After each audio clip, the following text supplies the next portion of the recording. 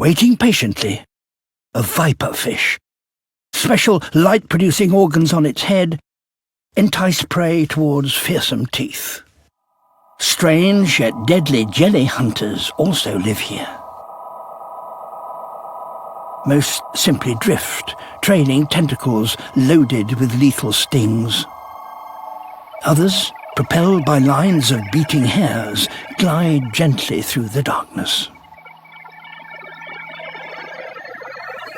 Beroe, the top deep-sea jelly predator.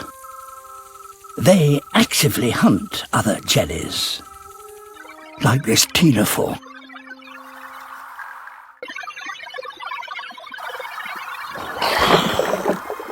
To grasp its gelatinous prey, Beroe has special teeth-like spikes in its mouth. Chiroteuthis. This deep-sea squid fishes for prey using long, sticky tentacles. Each has a glowing lure, pulsing to attract passing prey.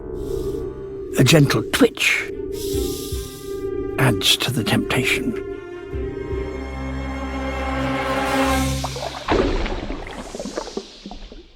Down here, in the darkness, this meal is a rare bonanza.